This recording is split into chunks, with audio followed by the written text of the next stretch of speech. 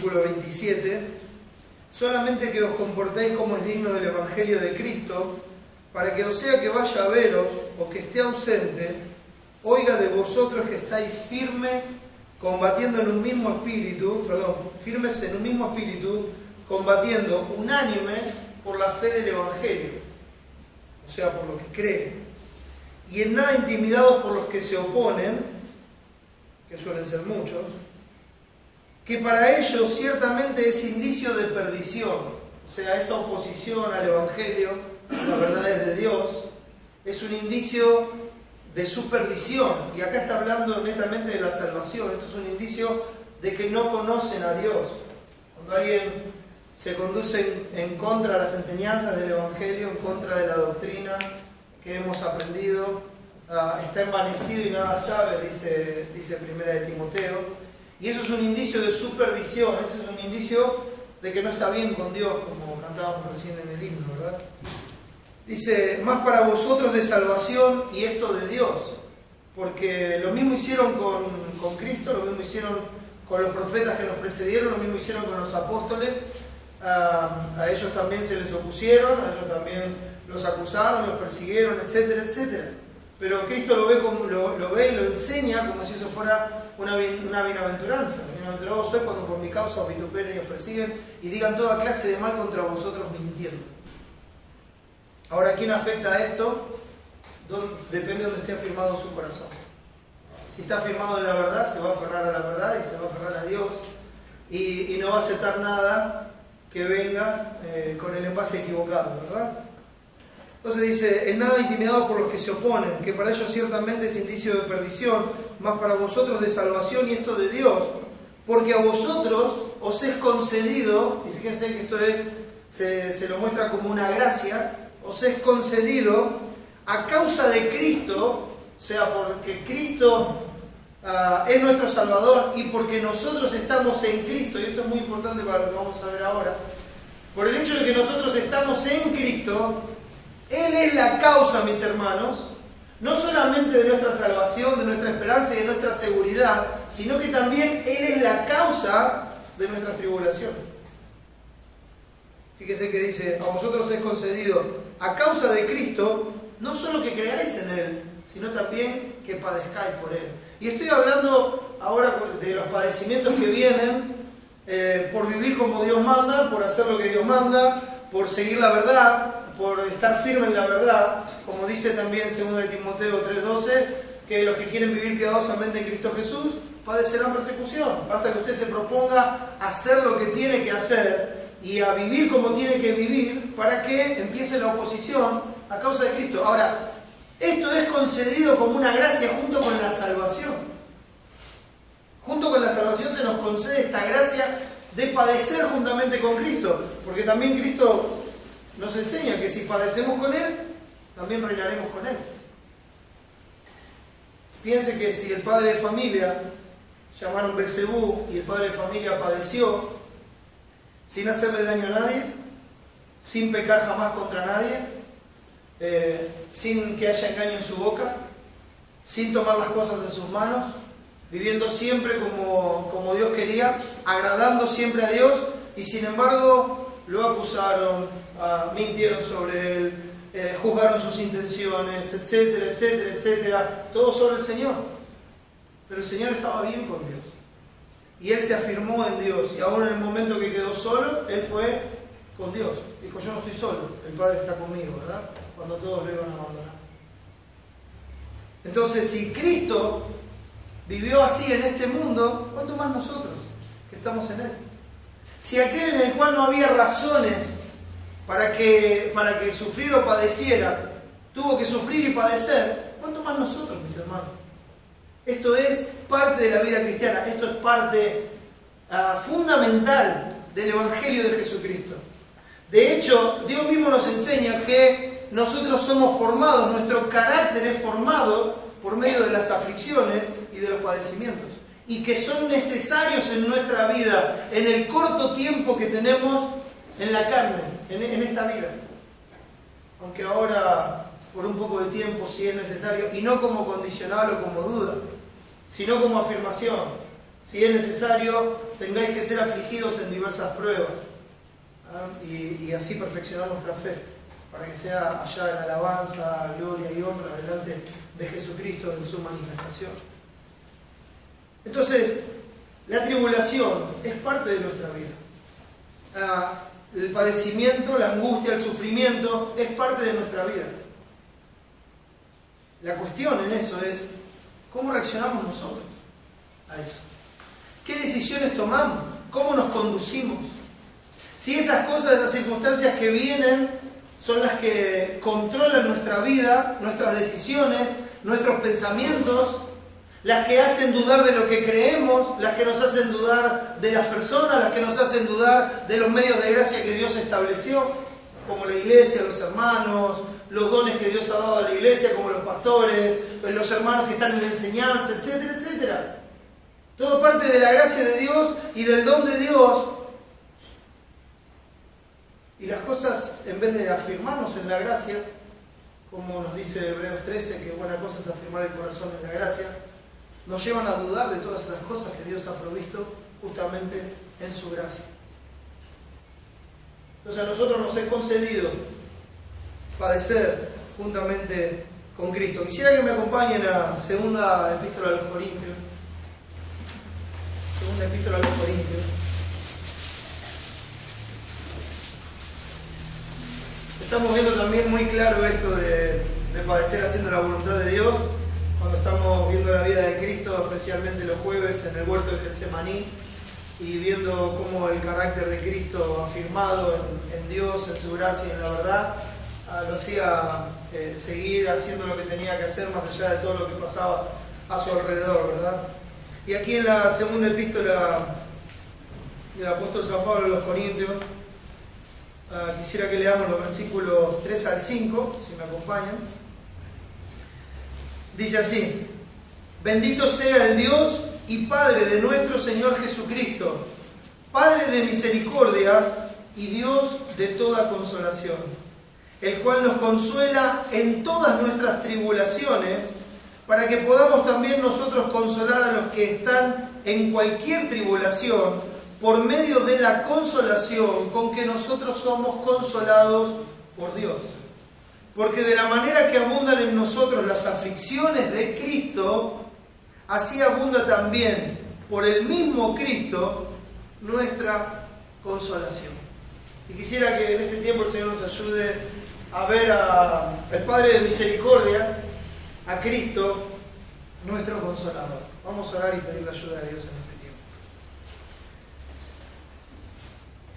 Nuestro Padre, que estás en el trono, Señor, por medio de Jesús, por sus méritos, por su justicia, y confiando, Señor, en tus muchas misericordias. Me gozo, Señor, en lo que han compartido mis hermanos acerca de esa obra magnífica que tú has hecho para perdonarnos, proveyendo la redención que no podíamos pagar. Señor, sosteniéndonos, dándonos ese deseo de estar en tu casa y verte todos los días. En gratitud, Señor, porque tú eres digno, no de una religión, sino de una vida para ti. Padre, queremos rogarte que nos ayudes en este tiempo. Tú eres el único que puede llevar tu palabra a nuestros corazones. Eres el único que puede tratar directamente con lo que nosotros pasamos, vivimos y sentimos en nuestro interior. Lo tratas en una forma personal, Señor, porque lo conoces aún mejor que nosotros. Sabes qué es lo que necesitamos, sabes con qué pecado tratar, sabes cómo calmar y cómo consolar nuestras aflicciones. Por eso, Padre, queremos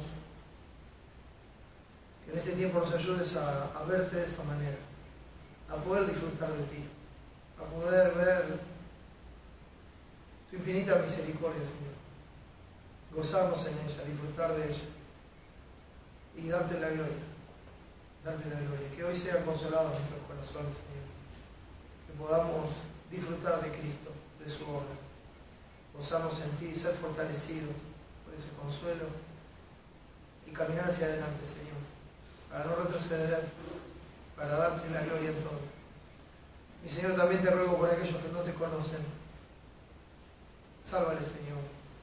Ten misericordia y derrama tu gracia, que tu nombre sea exaltado en medio nuestro. Ayúdame, Señor, a ser fiel en compartir tu palabra. Te lo pedimos, Padre, en el nombre de Jesús. Amén. Sé que este es un pasaje que probablemente todos conocemos y que hemos leído más de una vez, y ver los títulos que Dios recibe aquí, cuando dice Padre de misericordias y Dios de toda consolación, es algo que nos es habitual. Y yo quisiera hablar un poco acerca de eso. Cuando Pablo escribe la segunda epístola a los Corintios, uno inevitablemente piensa en la primera, porque cuando va desarrollándose la epístola y uno va viendo lo que va pasando y las cosas que se van planteando, están íntimamente ligados con lo que había ocurrido en la primera epístola a los Corintios. La iglesia en Corinto, una iglesia que había sido enriquecida en todos los dones, como dice Pablo allá en 1 Corintios, pero era una iglesia que estaba muy dividida, había muchos grupos, cada uno estaba tirando para su lado, había pecado en medio de la congregación y no se estaba tratando, y todo esto se estaba haciendo habitual. Bueno, fueron tratadas estas cosas por medio de la otra epístola, y evidentemente esto también llevó a la iglesia a examinarse, a considerar qué es lo que estaban haciendo, a considerar el orden, para volver al orden que se les había enseñado. No es que no se les había enseñado orden y que estaban haciendo lo que podían, no. Había que volver a la fuente, a la verdad, a lo que se les había enseñado, y no desviarse por sus propios caminos o por sus propias ideas como estaba ocurriendo.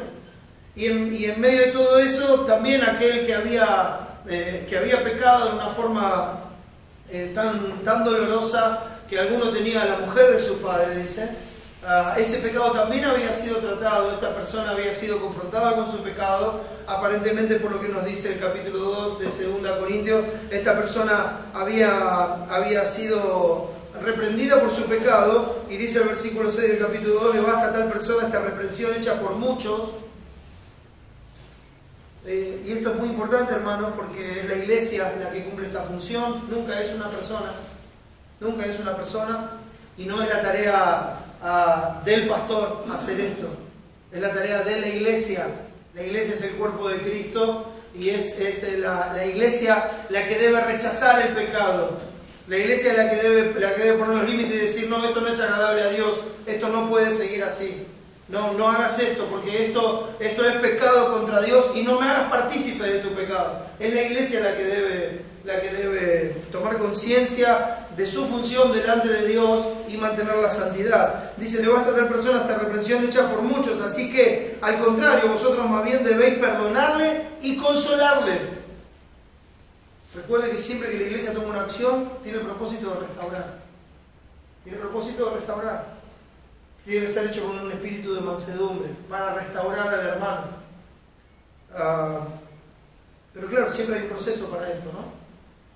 Uno puede restaurar a aquel que escucha, ¿verdad? Si escucha la primera vez, entonces se puede restaurar. Si escucha la segunda vez con testigos, se puede restaurar. Si escucha a la iglesia, se puede restaurar. Pero si no quiere escuchar, Dios no dice, seguirle hablando, seguir tratando, dice, tenle por gentil y publicano, ¿verdad? Gracias a Dios, esta persona escuchó la reprensión hecha por, escuchó a la iglesia, escuchó a lo que Dios le había dado por gracia, al medio de gracia que Dios le dio a esta persona, escuchó a la iglesia de Dios.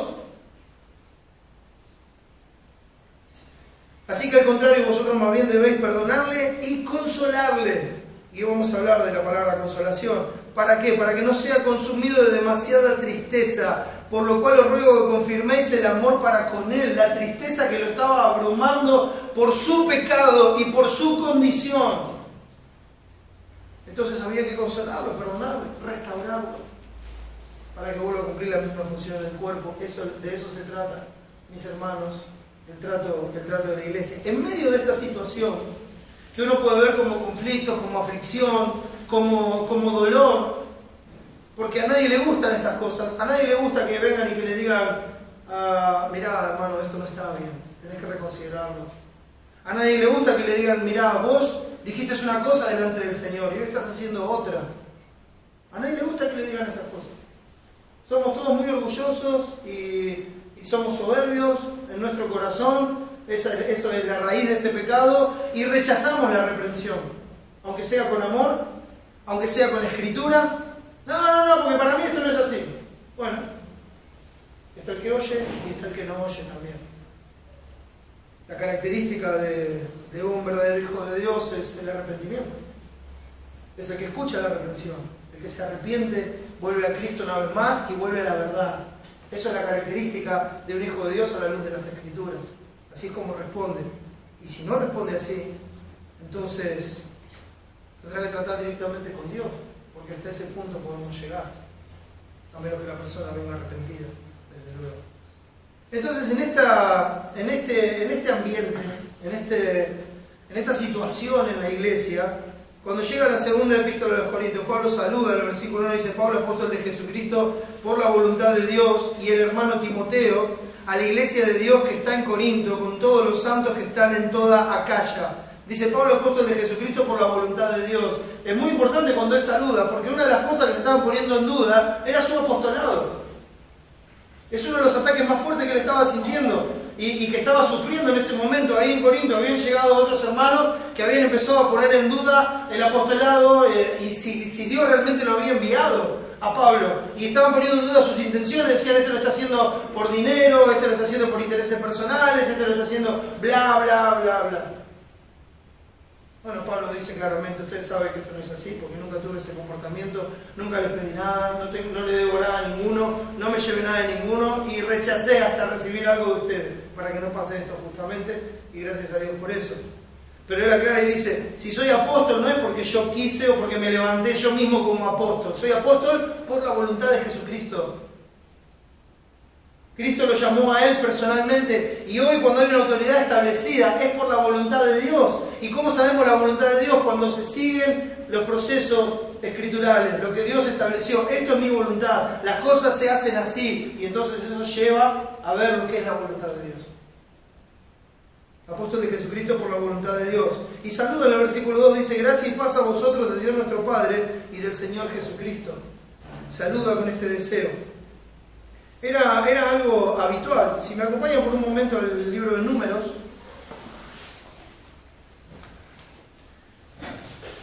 Números, el capítulo 6. Porque nosotros vamos a encontrar acá muchas costumbres judías, si me lo permiten, que es lo que realmente es. Y no tenga temor de esto, porque si usted es un hijo de Dios, usted es judío por adopción. La salvación viene de los judíos y su Salvador es judío. Y si preguntan cuál es nuestra nación, nosotros somos el Israel de Dios. O sea, yo tengo costumbre judía, tengo leyes judías, amo a los judíos, y entiéndalo bien, porque eso es lo que Dios estableció, escogió desde la eternidad y por la eternidad. Así lo dice Romanos 2, ¿verdad? No es judío el que lo es exteriormente, sino el que lo es interiormente. La circuncisión, la piel del corazón. Él nos circuncidó para que seamos de su pueblo, al igual que nuestro Señor Jesucristo. Dice en Números capítulo 6, versículo 22, Jehová habló a Moisés diciendo: habla a Aarón y a sus hijos y dile: así bendecirás a los hijos de Israel, diciéndole: Jehová te bendiga y te guarde. ¿Ven? Como había una forma de saludarse, de hablarse para bendecir al otro. Dice: Jehová te bendiga y te guarde. Jehová haga resplandecer su rostro sobre ti y tenga de ti misericordia. Jehová alce sobre ti su rostro y ponga en ti paz. Y pondrán mi nombre sobre los hijos de Israel y yo los bendeciré. Pondrán mi nombre sobre los hijos de Israel en esta forma, ¿no? Bendiciéndolo. Y como podemos decir hoy: el Señor te sostenga, el Señor te guarde, el Señor te colme de paz. Y uno puede ir saludando así, y lo que está haciendo es poner el nombre del Señor sobre su pueblo, y el Señor va a hacer esto porque ese es su anhelo, es su deseo, es su voluntad. Entonces había una forma de tratarse y de hablar y de saludar que tenía que ver mucho con la bendición de Dios y con bendecir a Dios. Con bendecir a Dios. Cuando uno mira acá el versículo 3, dice, bendito sea el Dios y Padre de nuestro Señor Jesucristo. Así como empieza el versículo 3 volviendo a 2 Corintios 1, claro, a nuestro texto. Entonces uno ve, dice, bendito sea el Dios y Padre de nuestro Señor Jesucristo. Y uno encuentra esto por lo menos un par de veces más en el Nuevo Testamento. Esta es una de las 3 veces que se usa. Si ustedes lo recuerdan, y me acompañan unas hojas más adelante de 2 Corintios, en Efesios capítulo 1.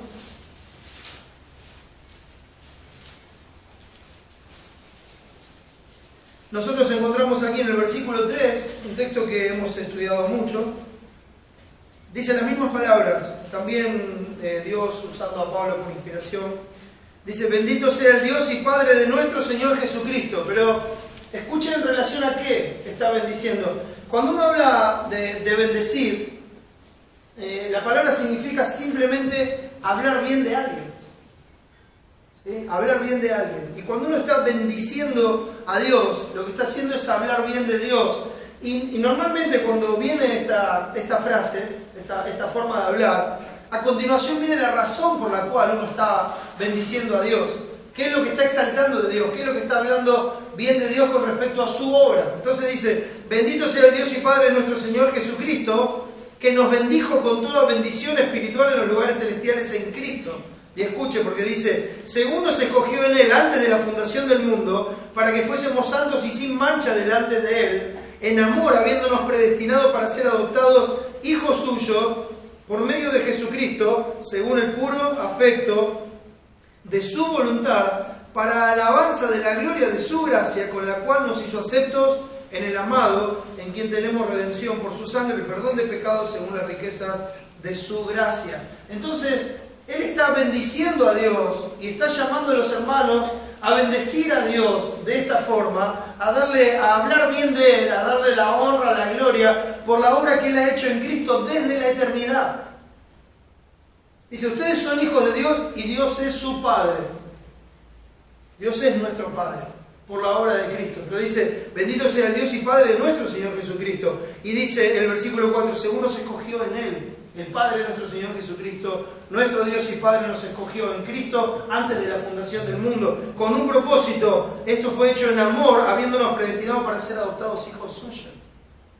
Entonces está bendiciendo a Dios por esa relación de padre e hijo que Dios nos ha dado desde antes de la fundación del mundo en Cristo, por medio de ese pacto eterno en el cual el Hijo ofreció su propia vida, su sangre, para redimir para sí un pueblo propio celoso de buenas obras. Entonces esta bendición tiene que ver con una acción de Dios en el pasado.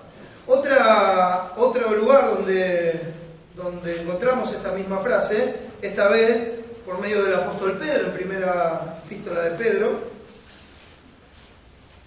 el capítulo 1, el versículo 3. Dice así: bendito el Dios y Padre de nuestro Señor Jesucristo. Una vez más. Y escuche esto: que según su grande misericordia nos hizo renacer para una esperanza viva por la resurrección de Jesucristo de los muertos, para una herencia incorruptible, incontaminada e inmarcesible reservada en los cielos para vosotros, que sois guardados por el poder de Dios mediante la fe, para alcanzar la salvación que está preparada para ser manifestada en el tiempo postrero. Entonces aquí viene otra bendición para Dios, y esta bendición tiene que ver con esa acción de Dios. Dice que según su grande misericordia nos hizo renacer. Tiene que ver con la salvación, pero no solamente tiene que ver con la salvación en este tiempo, sino que tiene que ver con la seguridad de la salvación, porque dice, nos hizo renacer, dice, para una esperanza viva por la resurrección de Jesucristo de los muertos, y dice, para una herencia incorruptible, incontaminada, inmarcesible, reservada en los cielos para nosotros. Acá dice para vosotros, ¿verdad? Que sois guardados por el poder de Dios mediante la fe, para alcanzar la salvación que está preparada para ser manifestada en el tiempo postrero. Entonces fíjense que esta es una bendición por la obra que Dios nos asegura por toda la eternidad, a futuro. O sea, esto es algo que nosotros hoy estamos disfrutando de la salvación, pero la herencia, el hecho de ser coherederos juntamente con Cristo, es una seguridad que nosotros tenemos a tiempo futuro. Entonces esta es una bendición. O sea, nosotros podemos bendecir a Dios por lo que ha hecho, por lo que hará. Tenemos la seguridad de que si Él lo dijo, así será. Entonces bendecimos por lo que ha hecho, bendecimos a Dios por lo que hará. Y cuando vamos a nuestro texto, en 2 Corintios 1, dice así: bendito sea el Dios y Padre de nuestro Señor Jesucristo. Y aquí fíjense que invierte las palabras, dice Dios y Padre de nuestro Señor Jesucristo, y ahora dice Padre y Dios. Dice Padre de misericordias y Dios de toda consolación, el cual nos consuela. ¿Ves? Nos consuela, ahora, tiempo presente. Entonces ahí tenemos otra forma de bendecir a Dios por lo que ha hecho, por lo que hará, y también debemos bendecir a Dios cada día por lo que Él hace, mis hermanos. Todos los días, mis hermanos, son el día apropiado para bendecir a Dios por su obra. Todos los días. Nosotros cada día deberíamos decir, bendito sea mi Señor, y eso me lleva a pensar totalmente en el Salmo 103, también bien conocido por nosotros. Salmo 103.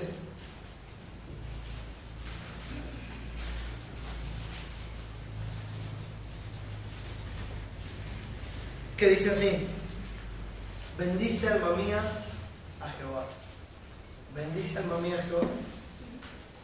Piénselo así por un momento. Es uno hablándose a uno mismo. ¿Sí? Es uno animándose a uno mismo. Uno mirando el alma redimida, mirando la vida que Dios nos ha dado en Cristo y diciéndose a sí mismo: hey, ¿qué estás haciendo? Bendice a tu Dios. Bendice alma mía a Jehová y bendiga todo mi ser su santo nombre. Bueno, esto llega a ser un poco más impresionante todavía, porque no solamente dice que el alma bendiga, sino que dice que todo el ser bendiga a Dios. ¿Y qué era bendecir, hermanos? Hablar bien de Dios. En este caso, bendecir es hablar bien de Dios. Ahora, piénselo por un momento. ¿El alma bendice a Dios? Bueno, esto no puede decir su alma bendice a Dios. Uno podría decir, sí, está bien, creo que es así. Pero ¿qué es lo que pasa cuando el alma bendice a Dios? Todo el ser bendice a Dios. ¿Y qué es lo que pasa cuando todo el ser bendice a Dios? Eso se transforma en acciones, mis hermanos.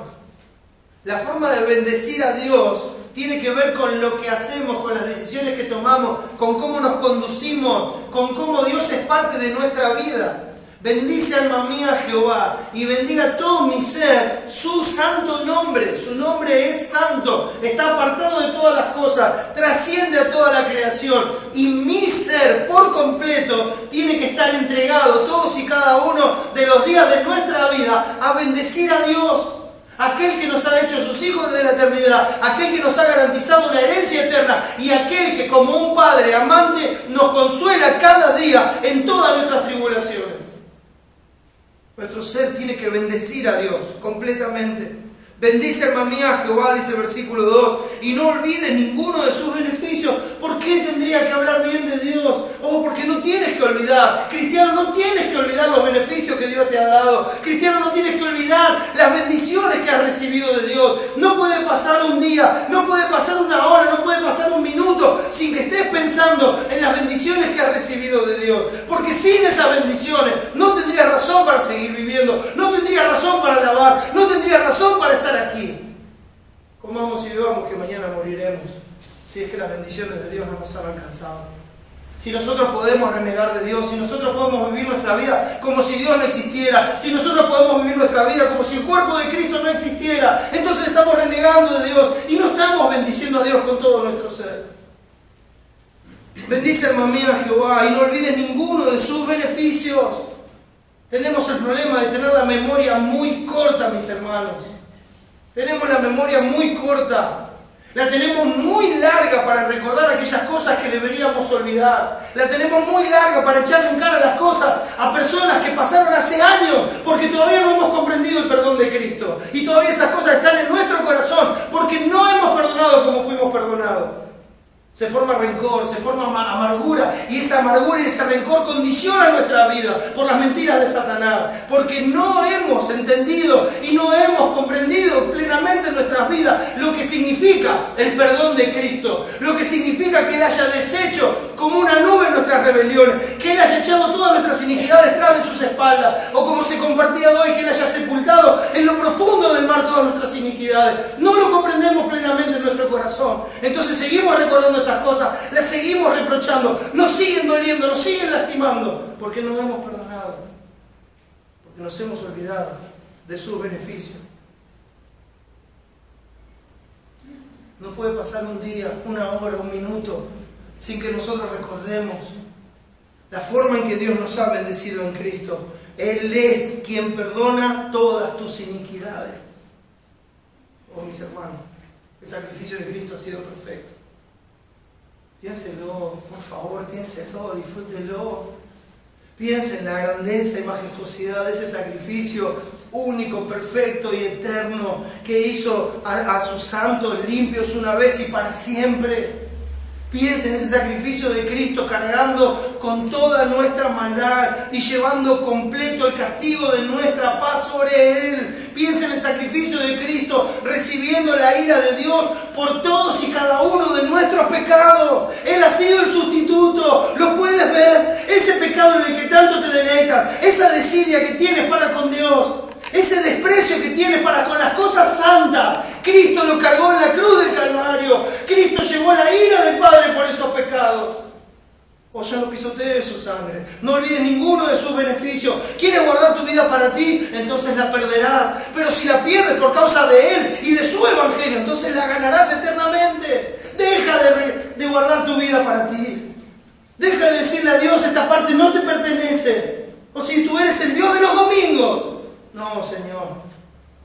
Él es el Dios de nuestras vidas. Él es el Dios de todos los días de nuestras vidas. Y ese era el deseo del salmista que compartía hoy el pastor Cristian.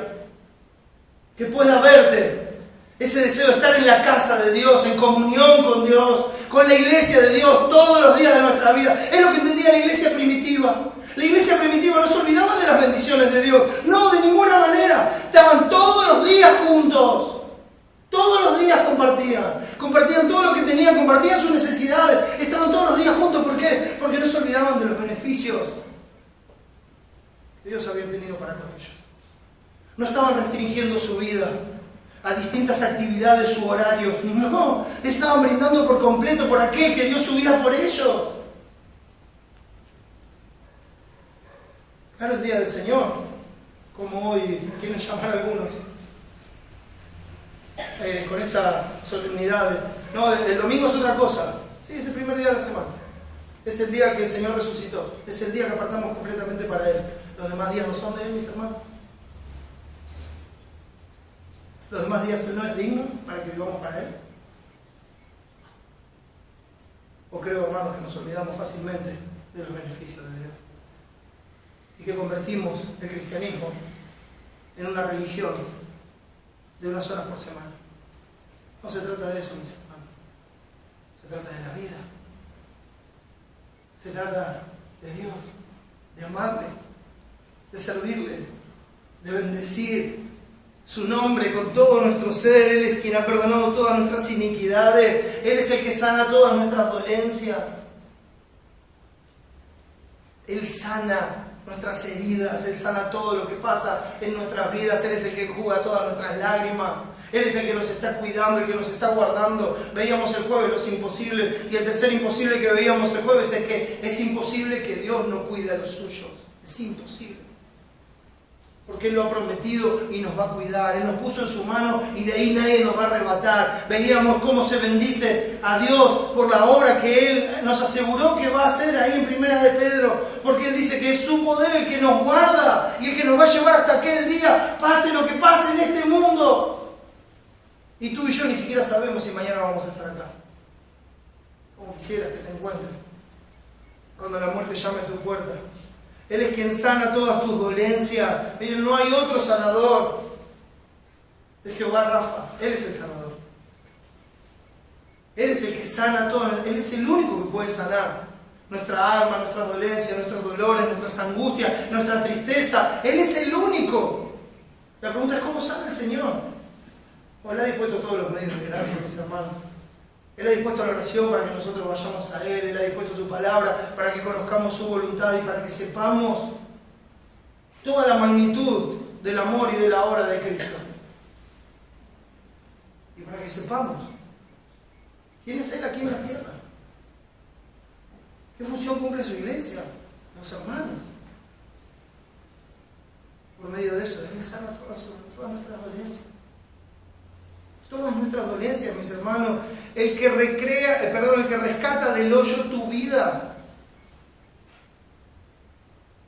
Echa sobre Jehová tu carga y Él te sustentará. No dejará para siempre caído el justo.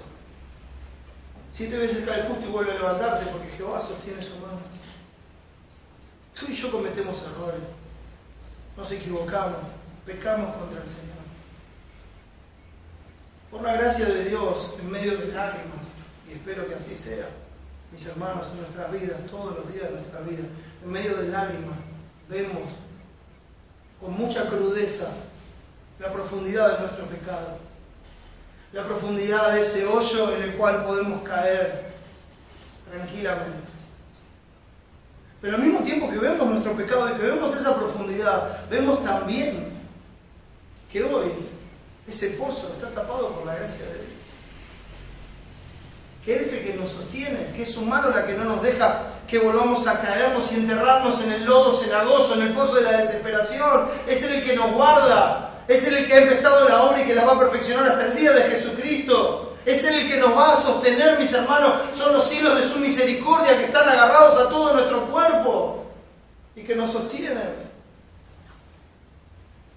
Y cada vez que vemos la crudeza de nuestro pecado, sabemos en la gracia de Dios que Él es fiel y justo para perdonar nuestros pecados y limpiarnos de toda maldad.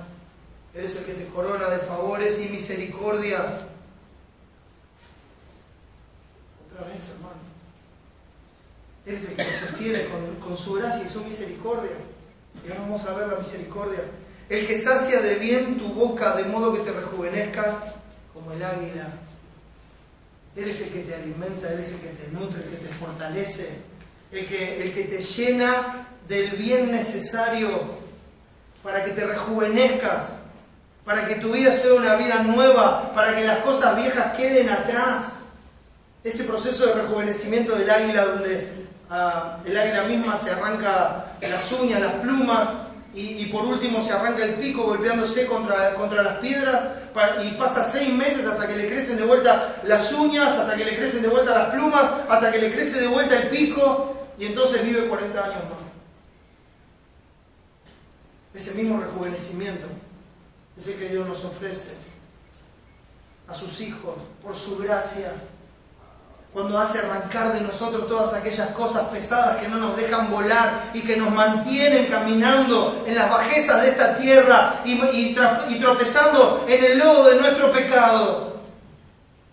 Él nos sacia de bien, nos alimenta con su verdad y su gracia para que nosotros volvamos a levantar vuelo, porque el camino del justo es hacia arriba, mis hermanos, para que nosotros veamos esa senda que nos lleva a la gloria eterna, a estar con nuestro Señor. Bendice, alma mía, a Jehová, y bendiga todo mi ser su santo nombre. Bendice, alma mía, a Jehová, y no olvides ninguno de sus beneficios. Así es como saluda el apóstol a los hermanos en Corinto. Y él saluda bendiciendo a Dios sobre todas las cosas. Y él lo ve como el Dios y Padre de nuestro Señor Jesucristo. Y Jesucristo dijo: esta es la vida eterna, que te conozcan a ti, el único Dios verdadero, y a Jesucristo, a quien has enviado. Y si nosotros estamos en Cristo, el Dios y Padre de nuestro Señor Jesucristo es también nuestro Dios y Padre. Nosotros podemos ver hoy a Dios como nuestro Padre por medio de la obra de Cristo, porque nos escogió en Él antes de la fundación del mundo, ¿recuerdan? En amor habiéndonos predestinado, ¿ven? Bendito sea el Dios y Padre nuestro Señor Jesucristo, por esa obra eterna de gracia que ha hecho, esa obra eterna de amor, esa obra paternal que Él ha hecho para con nosotros. Y aquí lo vemos de la misma manera. Dice, bendito sea el Dios y Padre nuestro Señor Jesucristo. Y dice, Padre de misericordia y Dios de toda consolación. Padre de misericordia. Yo tengo mis hijos, tienen distintos nombres, pero ninguno se llama misericordia. Cuando pienso en Dios como el Padre de misericordia, no, si le ponía misericordia me mataban. Pero cuando pienso en Dios como el Padre de misericordia, yo estoy pensando en el que engendra, en aquel que tiene la capacidad de tener misericordia. ¿Sabe cuál es el significado de la palabra misericordia? Normalmente se traducía como no darle a alguien lo que realmente merece, pero eso es solamente una parte de la verdad. Lo que completa la acción de misericordia no solamente es que no darle a alguien lo que realmente merece, sino que también la misericordia, el que da la misericordia, es aquel que tiene la capacidad, no solamente de no darle a alguien lo que realmente merece, sino que tiene la capacidad y el poder de cambiar la condición de la persona que recibe la misericordia. Él es el único que puede hacer eso, Él es el Padre de misericordia. Cuando dice, voy un segundo al libro de Santiago,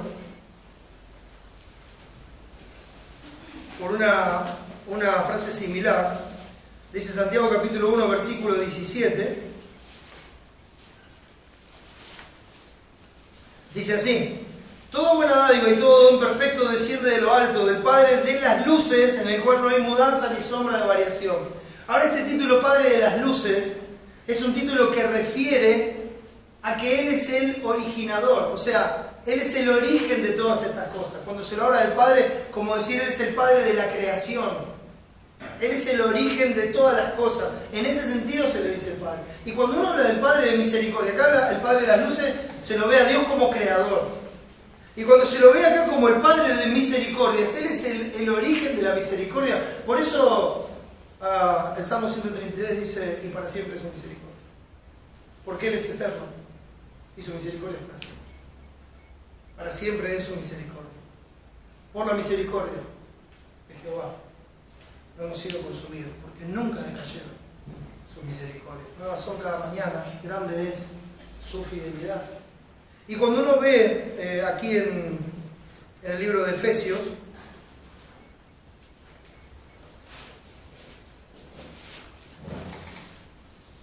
dice capítulo 2 de Efesios, hoy se compartió,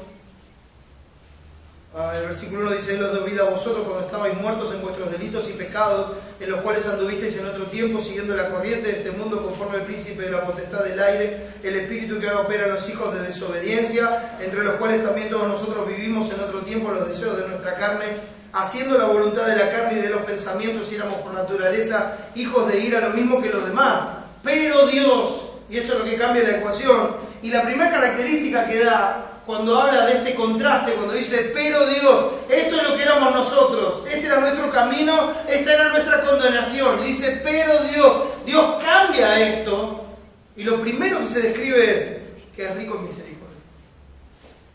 Estamos hablando de una riqueza que está más allá de nuestro entendimiento. Cuando decimos que Dios es rico en algo, no es como nosotros que de repente pensamos en tener algunas cosas terrenales o algo así. No, estamos hablando de algo que no llega a entrar en nuestra comprensión, mis hermanos. Él es rico en misericordia. Y cuando Dios es rico en algo, mis hermanos, es como tratar de entender que Cristo, siendo rico, se hizo pobre.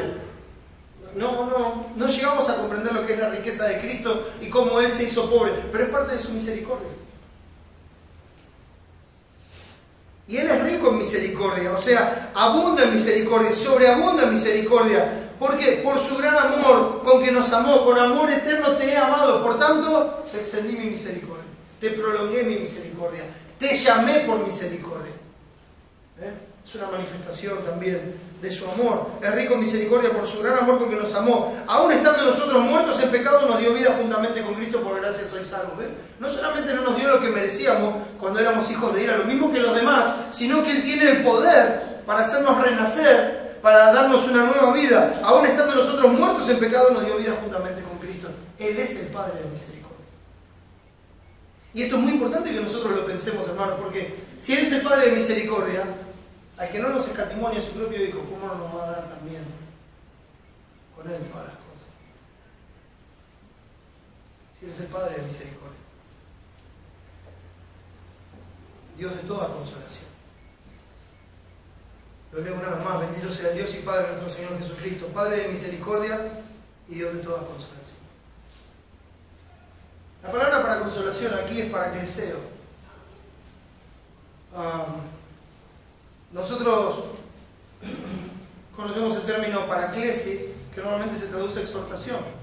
Usted sabe que esta misma palabra se traduce consolación y exhortación en distintos lugares en las Escrituras. Por una cuestión de tiempo no vamos a recorrer todos y cada uno de esos lugares. Pero se traduce exhortación y se traduce consolación. Y eso cambia mucho lo que normalmente nosotros entendemos por exhortación, ¿verdad? Siempre decimos que la palabra exhortación viene del griego parakaleo, paraklesis, y eso significa llamar a una persona al lado. Y cuando vemos lo que es la consolación y lo que es la exhortación, y aquí cuando vemos a Dios como el Dios de toda consolación, o sea que no hay nada que Dios no pueda consolar, no hay nada en lo que Dios no nos pueda afirmar, no hay nada en lo que Dios no nos pueda fortalecer, no hay nada que el Señor no pueda sanar. Él es el Dios de toda consolación. No hay tribulación que Él no conozca, no hay aflicción que Él no conozca, no hay tristeza que sea más profunda que la grandeza de su misericordia y de su amor y de su gran consolación, mis hermanos. Él es el consolador. Él es el paracleto. Creo que esa palabra también la reconocemos, ¿verdad? Esa palabra paracleto, consolador, se utiliza solamente 4 veces en el Nuevo Testamento. Y tiene que ver con, si me acompañan por un momento, Juan capítulo 14, tiene que ver directamente con nuestro Señor Jesucristo. Juan capítulo 14, versículo 16.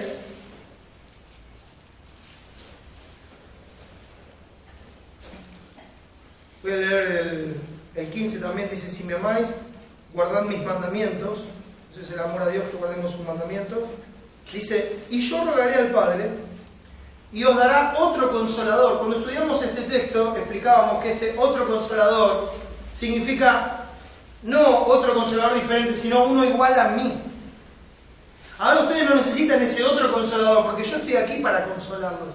Pero cuando yo me vaya, va a venir el otro consolador, que es igual a mí.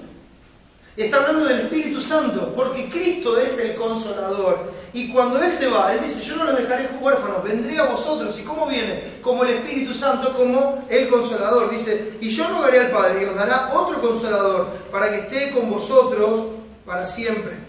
Y así sigue hablando. Por ejemplo, en el versículo 26 dice: mas el consolador, el Espíritu, a quien el Padre enviará en mi nombre, Él os enseñará todas las cosas y os recordará todo lo que yo os he dicho.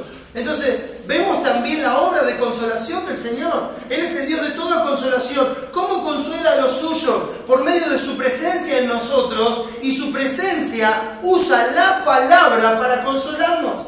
Cuando nosotros hablamos de exhortar, hermano, cuando hablamos de consolar a un hermano, nosotros estamos hablando de llamar a alguien al lado para animarlo con la palabra, con la Escritura.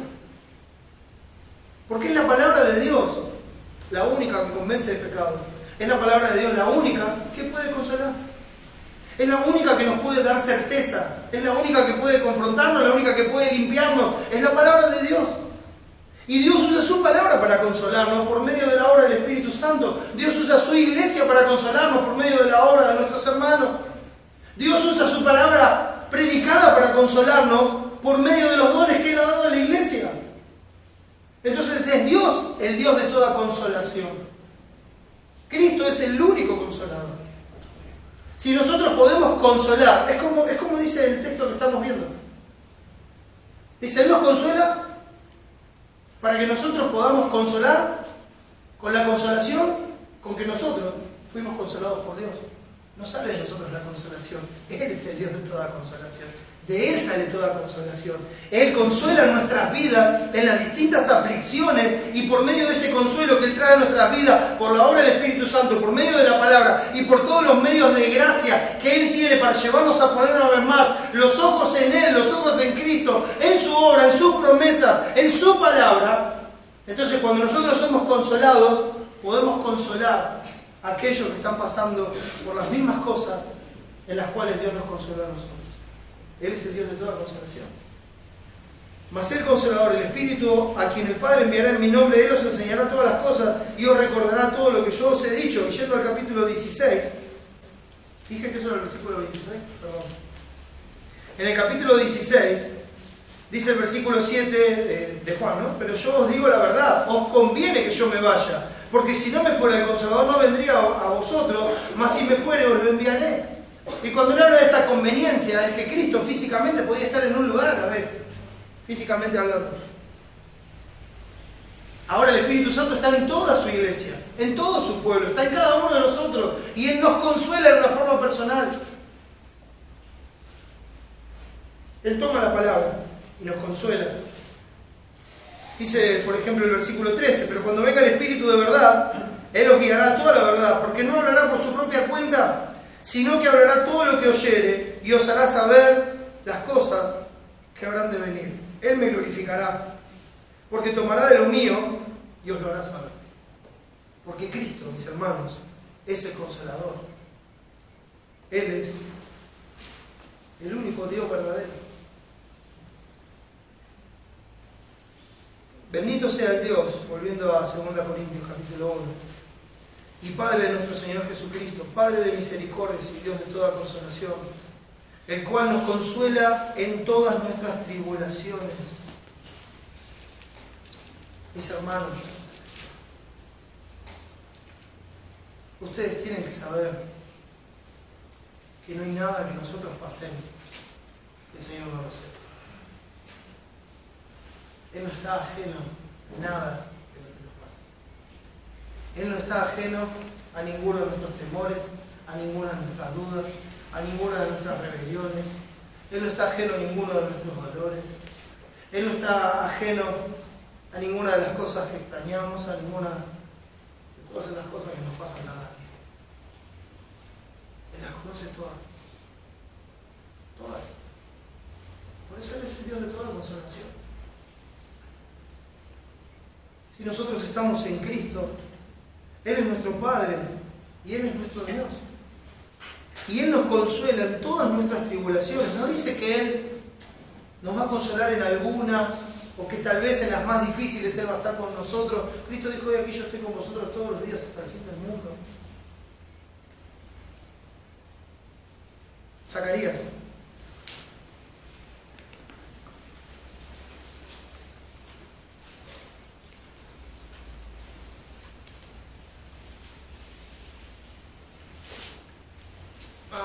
Mira, si tuviéramos tiempo leeríamos todo el capítulo 1, pero vamos a ver los versículos 12 y 13. Les animo a que después lo puedan ver y leer.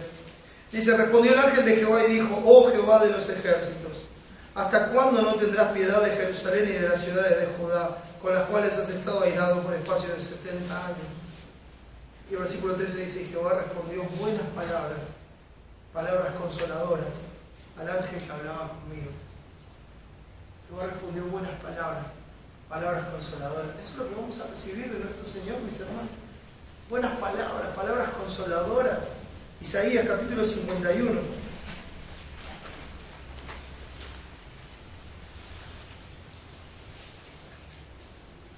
También es un pasaje precioso, hermano. Tendría que leer los 50 capítulos anteriores y los posteriores. Leamos desde el versículo 5, por favor. Dice así: cercana está mi justicia, ha salido mi salvación, y mis brazos juzgarán a los pueblos. A mí me esperan los de la costa, y en mi brazo ponen su esperanza.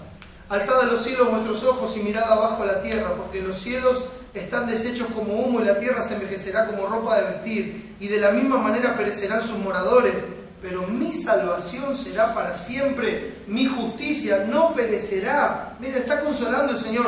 Oídme, los que conocéis justicia, pueblo en cuyo corazón está mi ley, no temáis afrenta de hombre, ni desmayéis por sus ultrajes, porque como a vestidura los comerá polilla, como a lana los comerá gusano, pero mi justicia permanecerá perpetuamente y mi salvación por los siglos de los siglos. No te preocupes por los que se oponen, no te hagas problema por aquellos que se están levantando en contra, no temas afrenta de hombre, ni desmayes, o sea, no dejes de hacer lo que tenés que hacer por sus ultrajes, porque como vestidura los comerá la polilla, como lana los comerá el gusano, pero mi justicia permanecerá perpetuamente y mi salvación por los siglos de los siglos. Despiértate, despiértate, vístete de poder, oh brazo de Jehová, despiértate como en el tiempo antiguo, en los siglos pasados. ¿No eres tú el que cortó a Rahab y el que hirió al dragón? ¿No eres tú el que secó el mar, las aguas del gran abismo, el que transformó en camino la profundidad del mar para que pasaran los redimidos? Ciertamente volverán los redimidos de Jehová, volverán a Sión cantando, y gozo perpetuo habrá sobre sus cabezas, tendrán gozo y alegría, y el dolor y el gemido huirán. Acuérdate de las grandes cosas que tu Dios ha hecho, no te olvides de ninguno de sus beneficios, no te olvides cómo Él te salvó y te rescató cuando estabas en el hoyo, no te olvides cómo Él te dio vida cuando estabas muerto en tus delitos y pecados, no te olvides cómo Él perdonó todas tus iniquidades. Ten eso presente, porque su justicia y su salvación y su gozo será perpetuo, y en ese día el dolor y todo el gemido huirán de tu vida para siempre. Yo, dice el versículo 12, yo soy vuestro consolador. ¿Quién eres tú para que tengas temor del hombre que es mortal y del Hijo del Hombre que es como heno? Yo soy tu consolador, dice el Señor.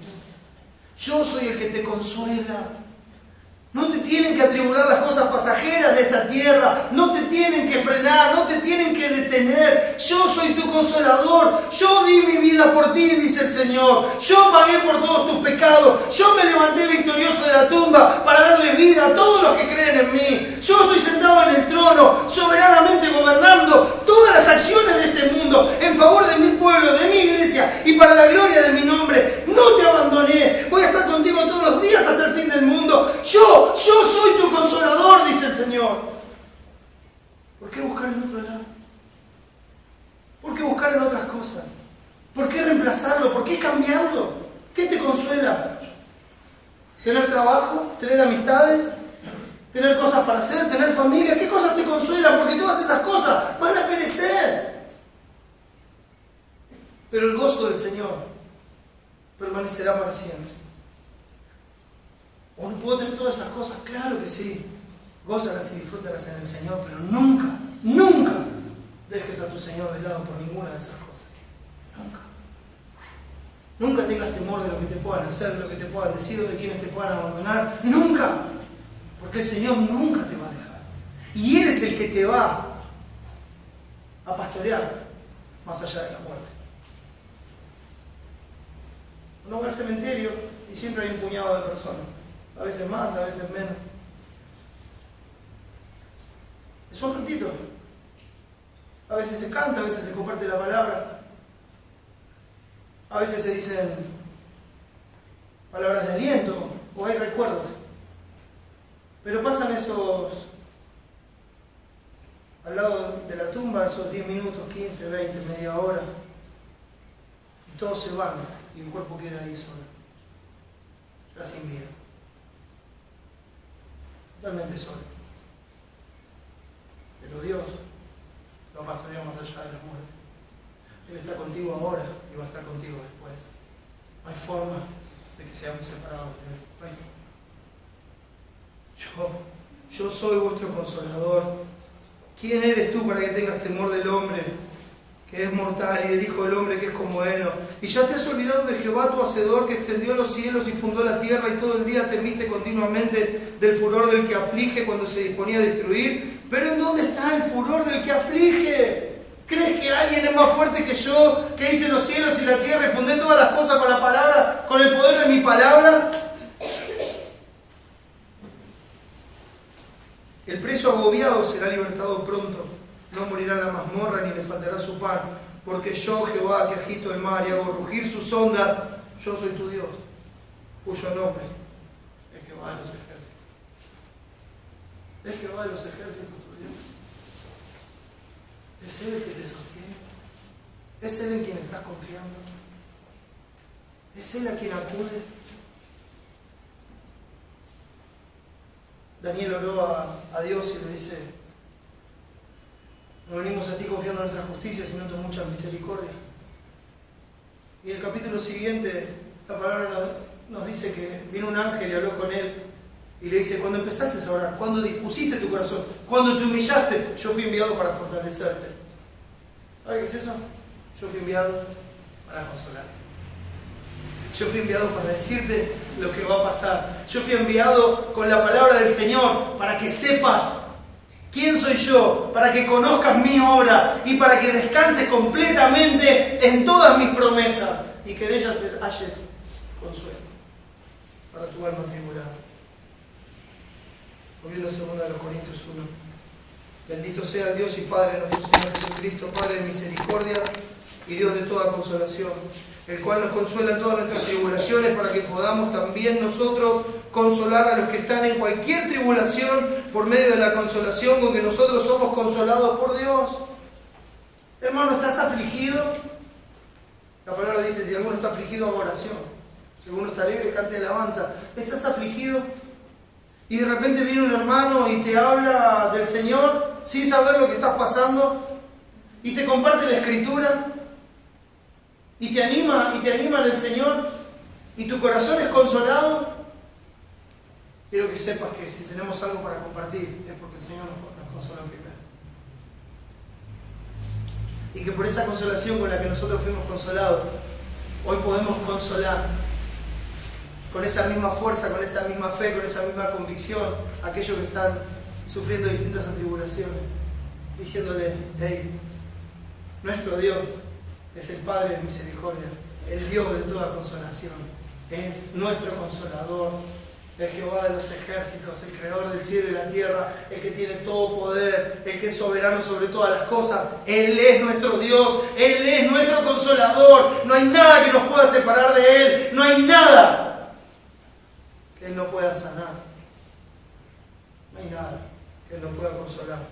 Porque de la manera que abundan en nosotros las aflicciones de Cristo, de la manera que abundan en nosotros las aflicciones de Cristo, ¿se da cuenta de eso? Cuando hay aflicciones en nosotros, son las aflicciones de Cristo, porque estamos en Él.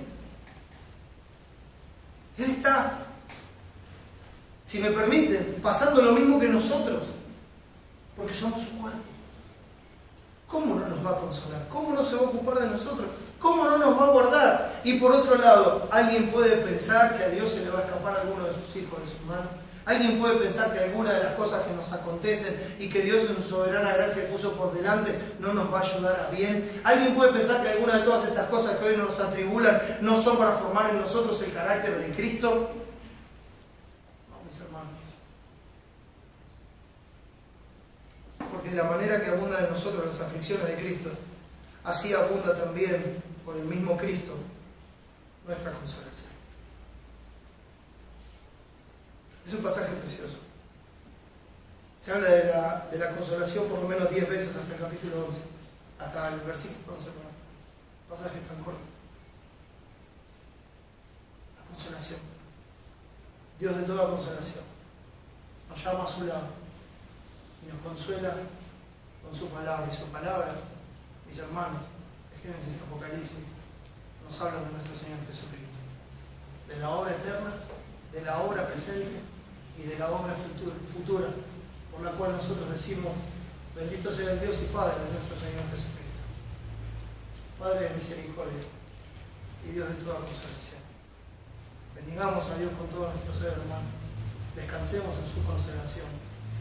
Y si estás aquí y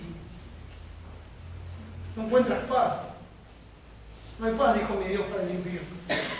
Pero el Señor Jesucristo sigue llamando hoy desde su palabra, con amor y con consolación eterna: venid a mí todos los que estáis trabajados y cargados, y yo os haré descansar. Aprended de mí, que soy manso y humilde de corazón, oh Señor. Él es manso y humilde de corazón, mis hermanos. El Rey de toda gloria es manso y humilde de corazón. Nosotros tenemos que aprender de Él. Y llevad mi yugo sobre vosotros, porque mi yugo es fácil y ligera mi carga. Nunca ha sido pesado servir al Dios de toda gloria. Nunca ha sido pesado caminar con el Dios de toda gloria, porque Él se carga el yugo y lo lleva con nosotros. Venid a mí todos los que estáis trabajados y cargados, y yo os haré descansar. Él es el único que puede consolar tu corazón eternamente. Él es el único que puede sostenerte. Es el único. Es el Dios de toda consolación. Oremos y que nuestros corazones sean consolados. Padre, gracias por Cristo, gracias por su obra. Gracias por su amor y misericordia. Gracias por sus promesas. Gracias porque tú estás con nosotros todos los días hasta el fin del mundo. Y ahí estarás con nosotros por toda la eternidad. Y tu poder nos guarda seguros. Y por todo que seamos no nos vamos a perder, Señor. Tú corregirás nuestros pasos como un Padre amante. Nos volverás a traer al camino. Consolarás nuestras almas, nuestros corazones. Y nos llevarás más allá de la muerte. Padre, ayúdanos a descansar completamente en ti. A servirte como eres digno. A desechar todas aquellas cosas perecederas que hoy entorpecen nuestro camino para la gloria de tu nombre. Mi Padre, consuela a tu pueblo una vez más y salva a los que no te conocen. Te lo ruego en el nombre de Jesucristo y para su gloria.